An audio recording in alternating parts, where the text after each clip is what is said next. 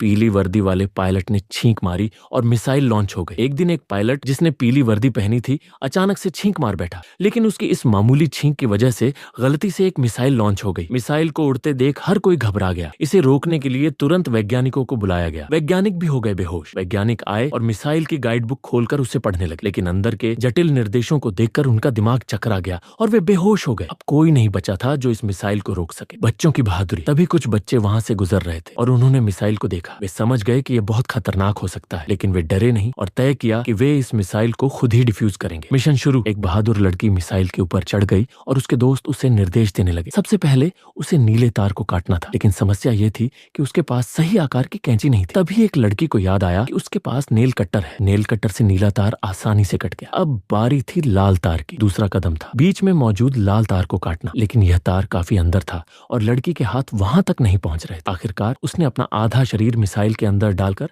किसी तरह लाल तार को काट दिया। खतरा अभी टला नहीं था। जैसे ही लाल तार कटा, मिसाइल हिलने लगी और उसके ऊपर लगा एक हरा तार भी दिखाई दिया, लेकिन समस्या यह थी कि हरा तार चिपकाने वाले गोंद से ढका हुआ था। लड़की ने उसे चाकू से हटाने की कोशिश की, लेकिन वह नहीं हटा। उड़ता योद्धा खोआ। अचानक लड़की को एक आइडिया आया। उसने अपने पालतू कौवे को बुलाया और उसे गोंद हटाने को कहा। कौवा तेजी से उड़कर नीचे आया और अपनी नुकीली चोंच से गोंद को कुरेदने लगा। कुछ ही सेकंड में हरा तार दिखने लगा। 3 dots 2 dots 1 dot dot dot. Missile का टाइमर तेजी से घट रहा था। बस 3 सेकंड बाकी थे। बिना कोई समय गंवाए लड़की ने झटपट हरा तार काट दिया। Mission success. मिसाइल रुक गई। खतरा टल गया। सभी बच्चों ने खुशी से उछलकर एक दूसरे को गले लगा लिया। ये बच्चे सच में बहुत बहादुर थे।